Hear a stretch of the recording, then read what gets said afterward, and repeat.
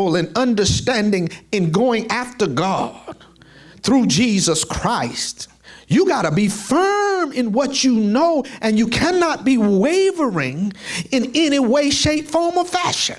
Amen.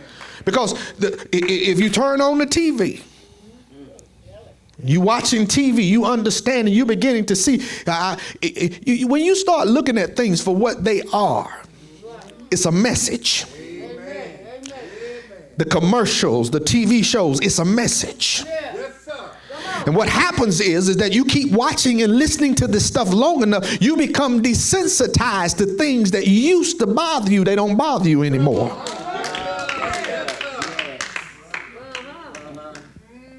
Things you used to see that used to bother you, they don't bother you anymore because you're seeing it more and more.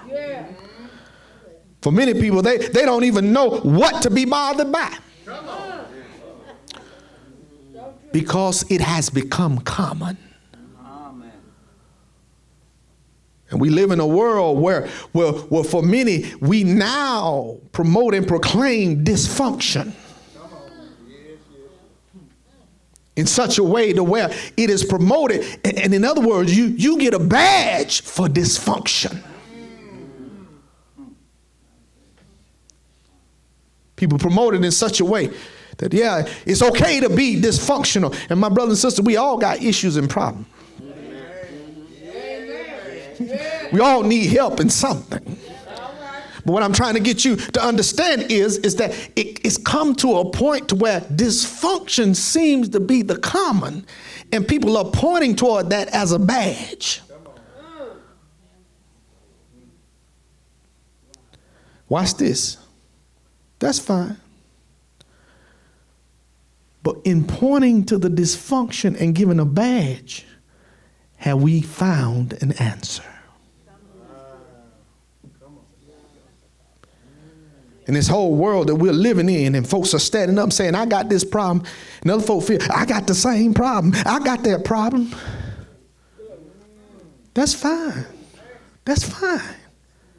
But what's the answer?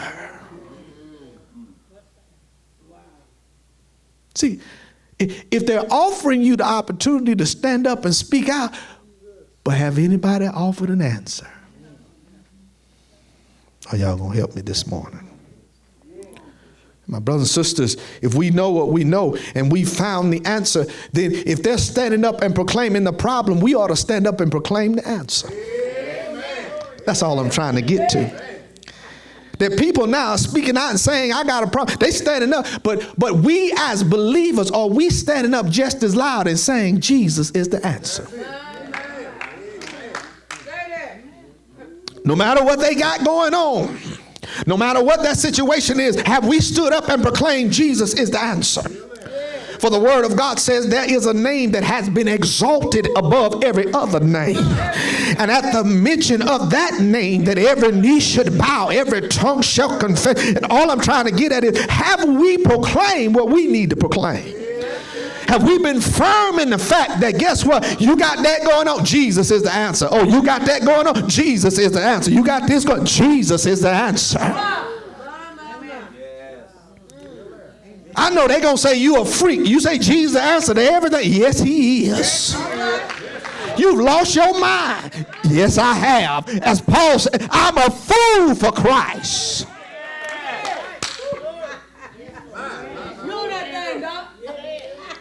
In other words, I'm firm in what I know and what I believe.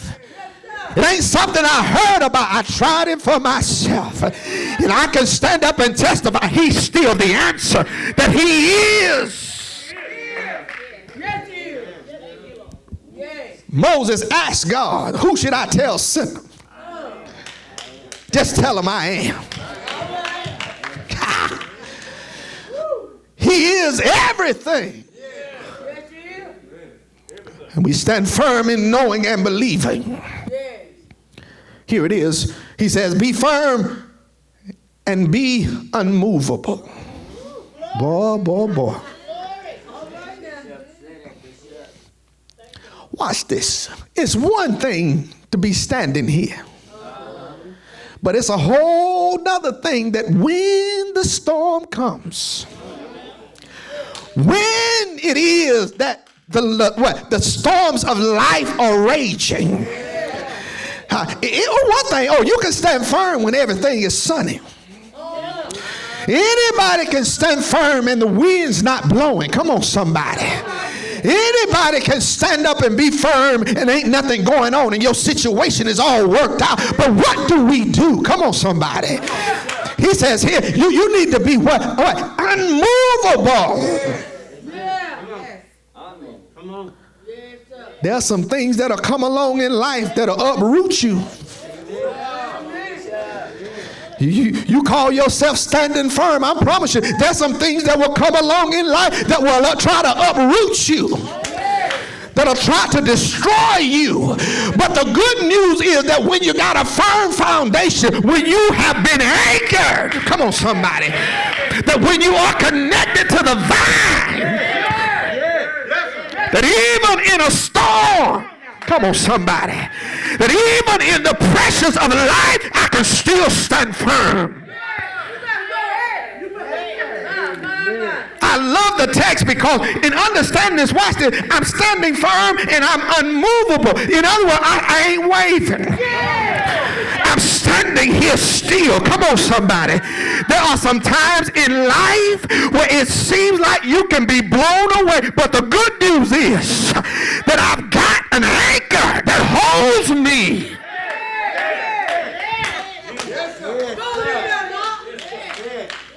I should have been blown away.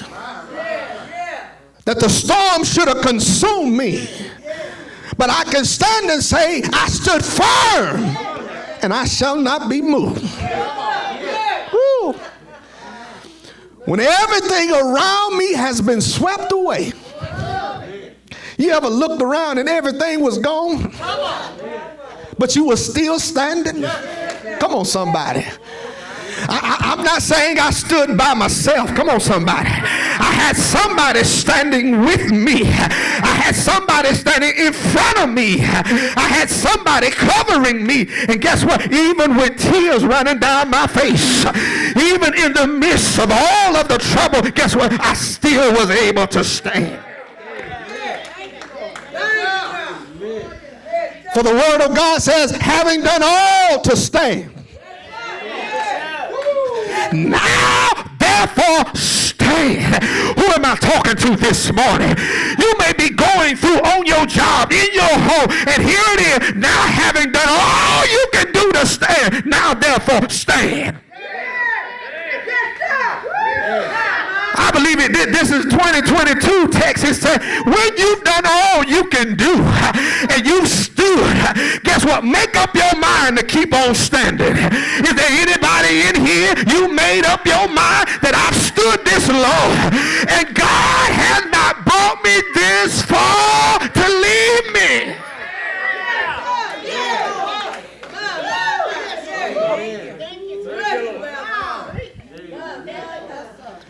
Having done all to stand, now therefore stand.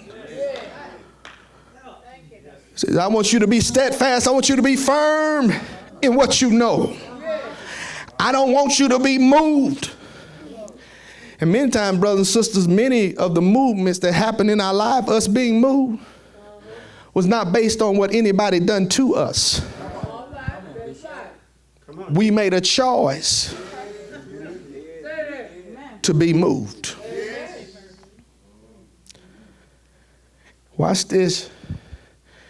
For many, you would think that we're talking about physical movement. This is spiritual movement. He says, I want you to be firm. I want your mind made up. Watch this, unmovable. I want your mindset to be such that no matter what comes or what comes your way, you don't change your mind.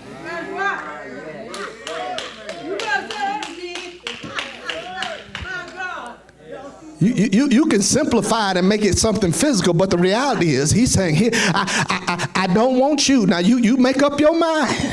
Get firm in what you know and believe, and I want you to what? Stand in that. And don't allow anything or anybody to change your mind.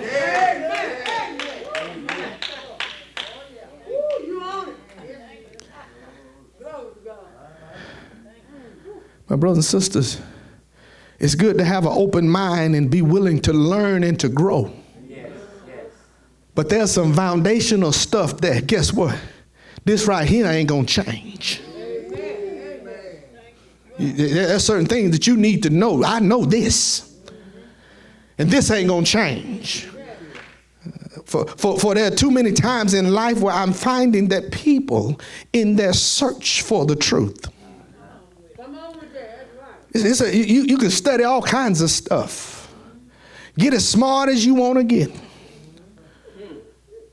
But my grandfather would always say, now in all that learning, don't become an educated fool.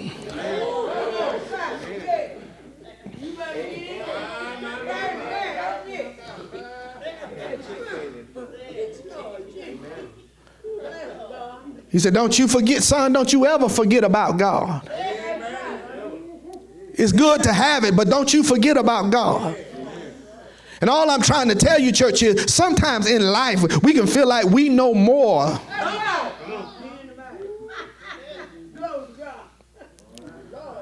The fullness of who God is, we'll never begin to understand or even comprehend the fullness of God. But all of us in our faith are in search for understanding, trying to get to a place of understanding, to know better, know more about God, trying to get closer to Him. So my brothers and sisters, in this search for understanding, at some level, we ought to get to a place where we know some stuff. All right, come on. Let me do it like this. It wasn't until later in life that I appreciated what I learned early in life.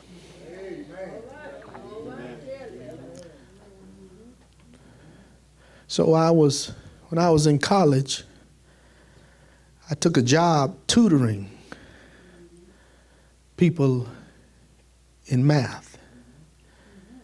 And in tutoring other people, teaching them what I knew, I looked and saw the deficiencies of things that they should have known, that they should have gotten in elementary and middle school. Basic things that they should have picked up along the way. Just like the math, this Christian walk, there are building blocks.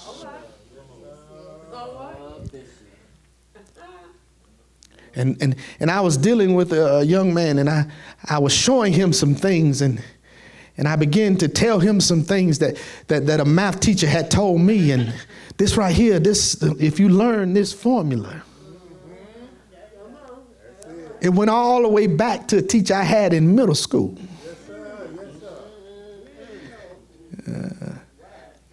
We were doing some algebra, and he said, "Please excuse my dear Aunt Sally." You start with the parentheses. Then you do your exponents. Come on, somebody. Your multiplication, your addition and subtraction. You do it in that order. And I was telling him that, and I was showing him this. And now this is college now. Nobody, maybe, I don't know, maybe he missed that day. But it's building blocks. And if you don't have that, come on, somebody, there's going to be a gap when you're trying to learn something even more, and you don't have that fundamental principle that you've learned along the way. And too many in their walk with God cannot remain firm. They cannot say that I won't be moved, because they missed the principle early on in their walk with God. And if you don't have it, come on, somebody. See, I keep telling you this, it doesn't mean anything until it gets tested.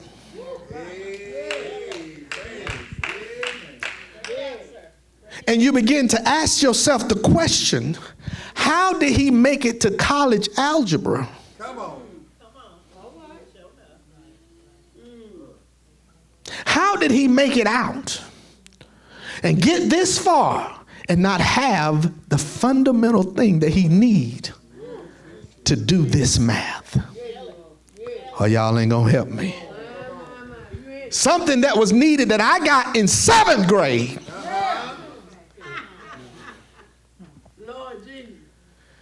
And many in their Christian walk in trying to build a firm foundation have missed so many lessons and principles that God has been trying to get to them, but they want to go to the next level, but can't handle the next level. Because what's going to show up is when you get tested.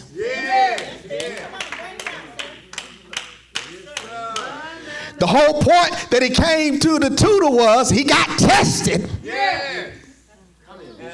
And the test showed that he had a deficiency. And that he would not be able to handle the workload that was needed to pass the test. And too many in this walk of life that are trying to follow Jesus. Come on, somebody. Have not what? Mastered. See, you don't get to move on. You're not supposed to move on until you've mastered the principles and the lesson in the grade that you're in. We got a lot of people who are trying to do college courses, but still are on an elementary level.